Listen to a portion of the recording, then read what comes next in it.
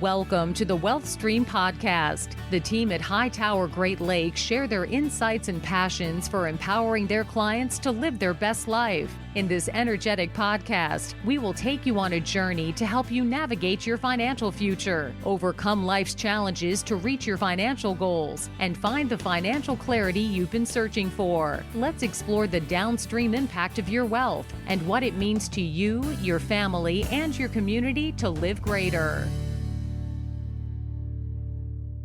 Hello and welcome to the Wealth Stream with Tim Scannell from Hightower Great Lakes. Tim, how are you?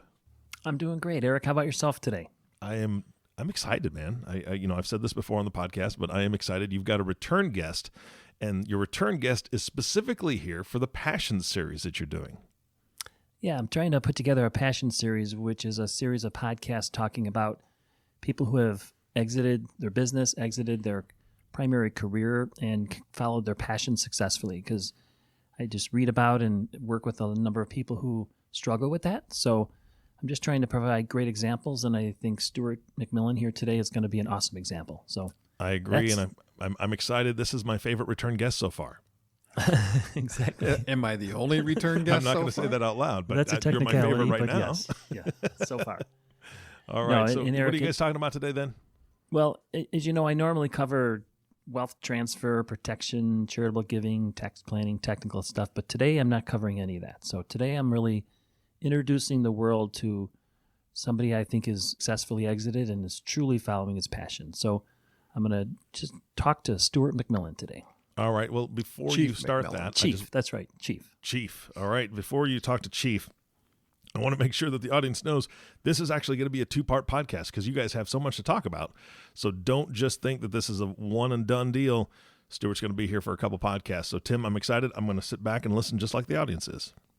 All right. And for the audience, just to let you know, episode 41 and 42, which was in July of 2020 in the start of COVID, there was a two-part podcast I did with Stewart where we talked. He talked about the entrepreneurial. But today I'm fast-forwarding to many years post-exit, and I'll just start here and say, Stewart, maybe give the audience a little history about what Task Force Tips was. Well, Task Force Tips started out as a family business in the basement of our home, and my father and I were in it. I was the very first employee. He violated all the child labor laws and worked my way through college while I was the first employee. And then when I graduated college, we went to work together at it. We did our first $1 million in sales in 1982. And that was the same year that my father and I were fighting a fire together and in the basement of a home, and my dad collapsed, had a heart attack. He's the only person in my 50 years of firefighting that I ever rescued. Unfortunately, the rescue only lasted 4 days, and he passed away. And so at 28 years old, I found myself as CEO of a company and clueless. And in retrospect, that was probably one of the best things could have ever happened to me because I learned really quickly I needed some smart people around me. And so I had a board of advisors for many years. And the company grew, and then in 2017, after reading the book Every Family's Business a couple times and talking about it with my family, I realized that having expectations of my son that he'd go into the business were unrealistic. He wanted to do his own path, and I wanted to be the one to support him on that path. So prior to that, were you thinking that I was. Okay, he was going to be the guy coming in. Yeah, but he was a late-in-life child for me. I call him my late-in-life miracle. I was 47 when he was born, and I didn't really have the time to mentor him like most people do with their kids. And that book really showed me that really a way to help your kids is to provide the means to get them to their dreams, not try and impose your own dreams upon them. And actually, a side note to that, a couple weeks ago, I was talking with my son and told him I wanted him to know how he felt about me giving away his inheritance in my new endeavor. And I said, I right out asked him, I said, how do you feel about the fact that I'm giving away your inheritance? And he said, Dad, you've given me everything I need in life to succeed. I don't need your money. Wow. And I felt like the father had finally succeeded at that point. That was actually as we were having his first drink on his 21st birthday. So it was very poignant for me that it worked out the way it has. In addition to, like, what was Catherine thinking about at the time, your wife? I mean, did she have thoughts about like keeping it for Ian, keeping it for the next generation, selling?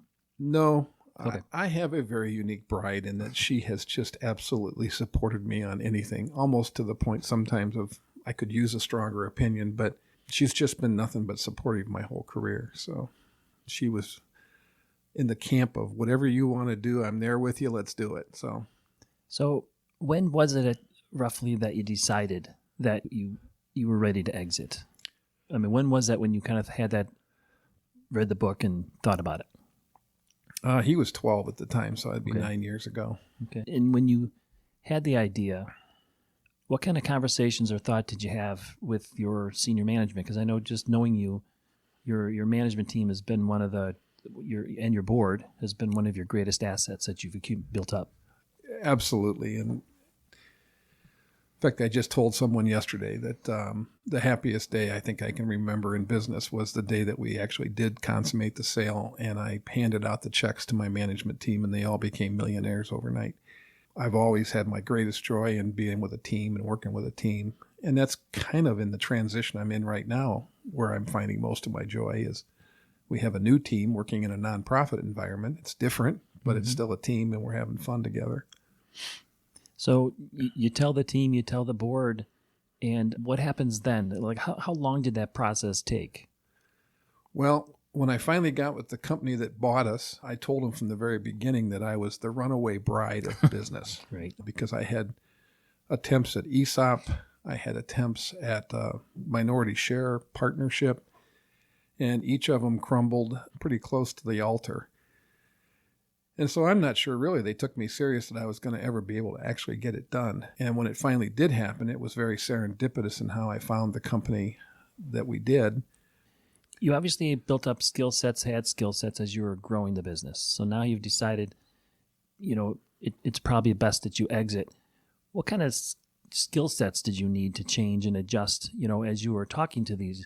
Did you become a PE expert? And, how did you do it, I guess? Well, I think it really goes back, the most important turning point from the whole thing was back in 2004. We were trying to sell the company then, and that was for a different purpose. My brother and I had become estranged, and he had worked in the company, and I had had him leave the company, and I really wanted to find a way to cash out so that I was not holding that money over his head. I felt like I was holding him back by not having him in the company and having control of it. So I explored selling to a major strategic partner at the time. And the night before, the day before we were supposed to close, I had a bit of divine intervention occur and decided not to go through with the deal. That's a whole other story in itself. But decided not to go through with the deal, and I went to my management team who had all been prepping for this and all knew that they had big checks coming out of it. And I thought they were going to be angry with me for pulling the plug.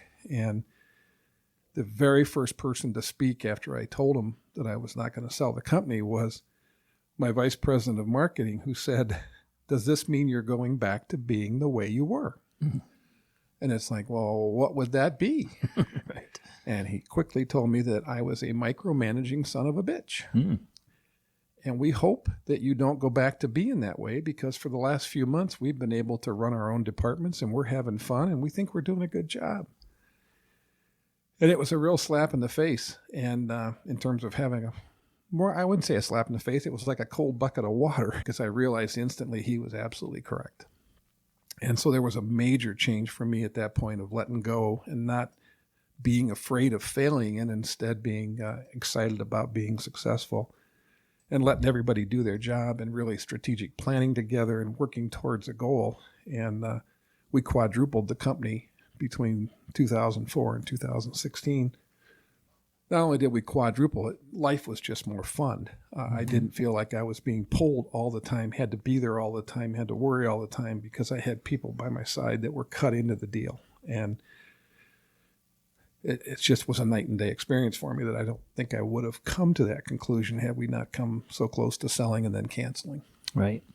And then how about, I know that your board has been an important part of your whole growth, your whole business. How were they in terms of advisor support related to your decision, your process of selling? That was a critical part of the whole thing because they were the ones that exposed all the blind spots for me.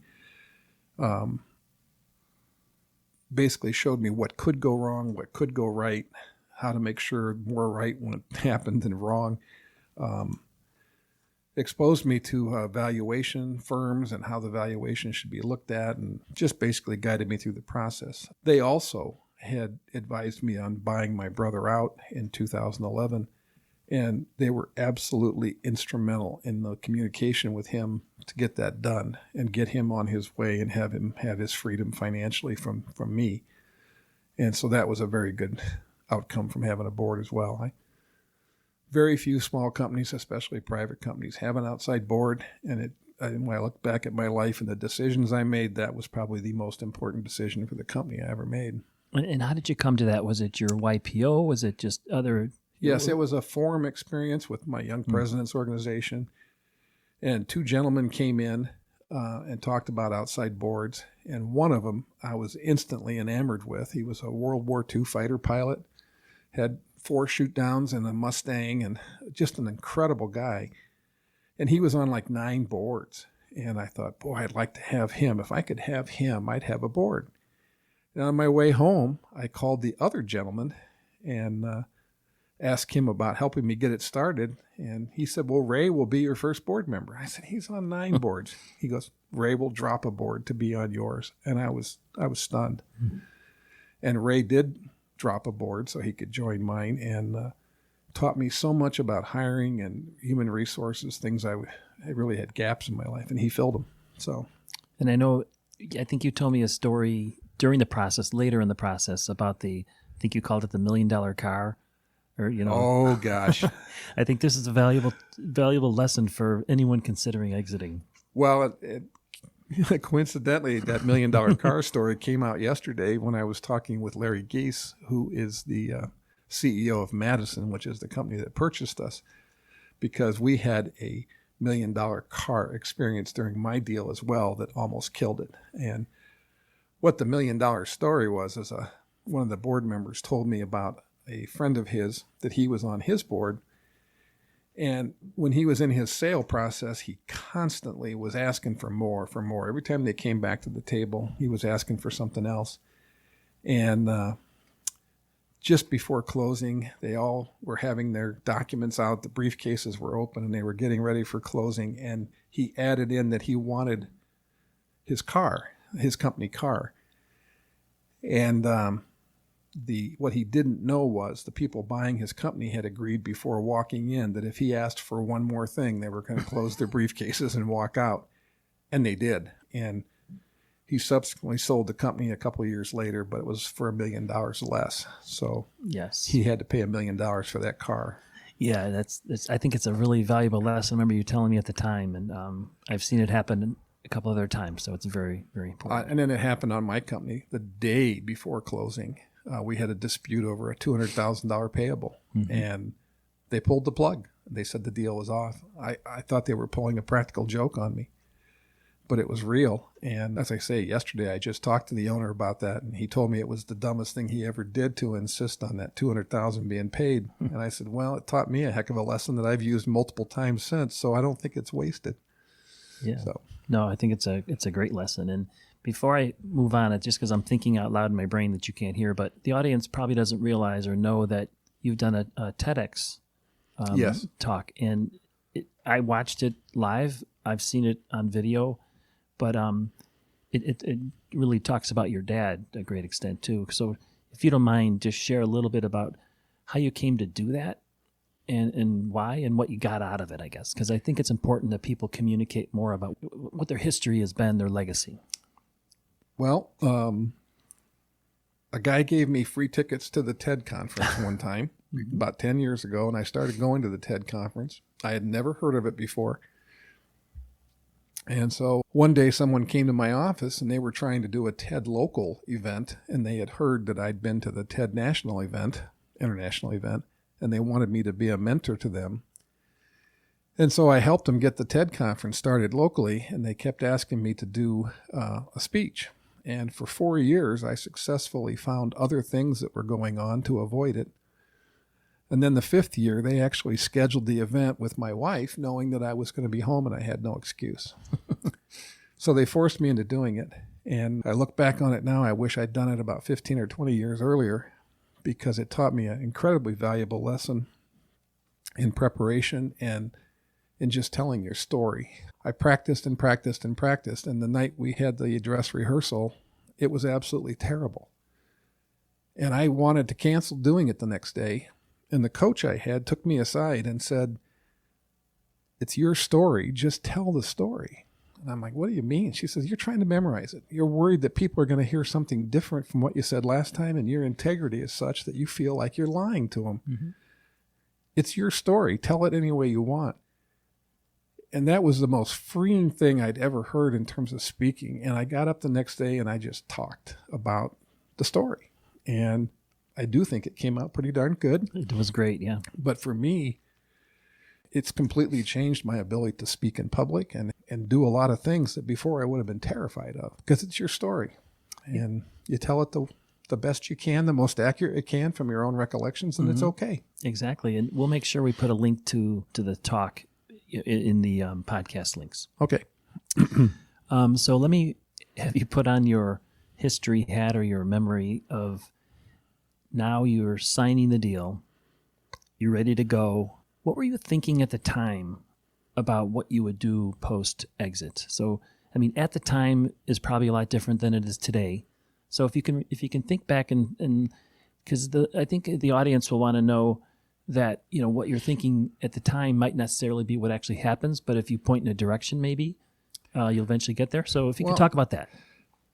Actually, I kind of knew at that instant because I need to give a little bit of background in that the plan was I would stay chairman of the company and work with these people going forward. And I have an attorney that I met through a local contact, and he kept asking me what my plan B was. And I said, "I don't need a plan B. What do I need a plan B for?" And he said, "Well, this doesn't always work out the way you think it's going to." So I, "Oh no, I love these guys. This is going to be fantastic. They'll carry me out of here with my boots on." And then he'd say, "What's your plan B?" And I didn't have one. And he put me in touch with a couple gentlemen in Chicago that had sold their companies. And they told me about how they'd found more meaning and more legacy in what they started after their business than before. So quickly I wrote them off as idiots because nobody could possibly do that. And so John continued to hammer me over this plan B. And finally I said, "Okay, I don't have one. What's your plan B for me?" And he suggested that I start this family foundation. And at the time, I really thought it was going to be a foundation that would do a lot of different philanthropic things. I didn't really necessarily have it focused on fire training, but coincidentally with selling the company, we had been talking about starting a volunteer fire training facility, just a little thing, no big deal. And we were going to put it on property down the street. Well, the company then sold. We started the foundation, and the little training facility was like a St. Bernard puppy. It turned from a puppy into a full-size dog. And now it's the Mac Foundation, and it's what I do most every day. And it is more legacy for me than the company ever was. And it's truly hard for me still to believe that I could put 45 years into a company and for all those years believe that I was building a legacy and then have it completely flipped upside down on me to where it means nothing. I drive by it every day. I'm good with it. But when I pull up in front of the Mac Foundation, that's my home. So we're going to get into the Mac Foundation in part 2. So we're just teasing the audience a little bit. Okay. But just to get back to John Wichter, the attorney, who I work with, and he's amazing. So while you were selling, it seems like John was pretty integral in just helping you structure some of these initial entities like the Family Foundation. Correct. Not just for tax planning, estate planning, generational wealth transfer, but also to hopefully fit your charitable goals, because you're very, very philanthropic, very much giving back. So I don't know if you want to just briefly talk a little bit about how he helped you with the process and structure and thinking about the sale. Did the sale structure differ in any way as a result of the work you did with John? I don't think the sales structure did. Okay. Certainly the payout did, in that some of the funds went directly to the foundation immediately and got that funded. I think probably the most important thing John said to me was that he knew a lot of people that had means, and they were constantly being asked for money, and they were putting it in all kinds of little places where they weren't really moving the needle. Mm-hmm. And he said his biggest advice for his clients has always been, find a passion, invest in that passion, and really move the needle on a particular issue. And that is exactly what's happened with Mac. I think I would have been drawn toward giving money everywhere instead of making an impact like we're doing now. So that was very significant advice on his part. So it sounds like at the time, which was great, you did create the Plan B.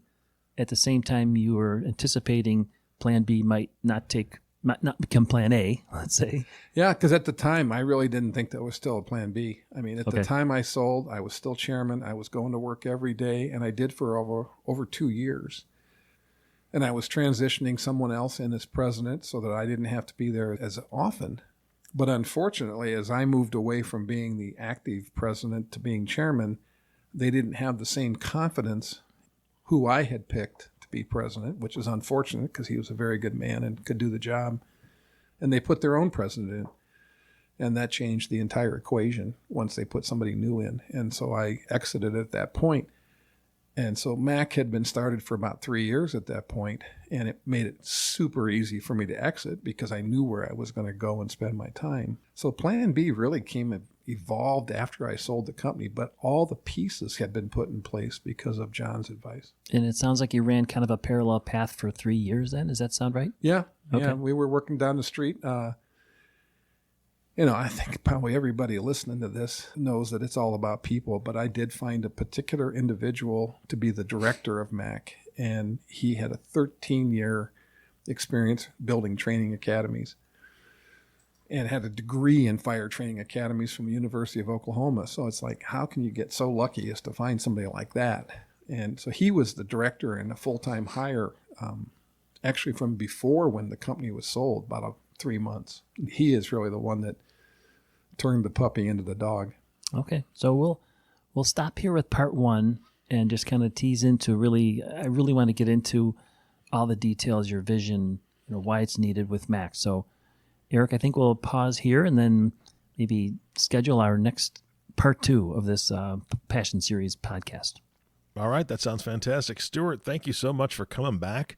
For those that haven't heard the first podcast or the first two podcasts, that was I think you said 41 and 42, Tim, something like that? Yes. So go back and listen to those because you're going to hear a lot more of kind of the family story. And I thought that was incredible. And you can see where Stewart does such a great job with public speaking because the story he tells is phenomenal. So Stewart, I'm looking forward to the second part of this podcast. Tim, of course, thank you so much for bringing him on. And our last thank you goes to you, the listening audience. Thank you so much for tuning in and listening to the Wealth Stream Podcast with Tim Scannell. If you have not subscribed to the podcast yet, please click the subscribe now button below. This way, when Tim comes out with a new podcast, it'll show up directly on your listening device. This makes it really easy to share these podcasts with your friends and family. Again, thank you so much for listening today. For everyone at Hightower Great Lakes, this is Eric Johnson reminding you to live your best day every day.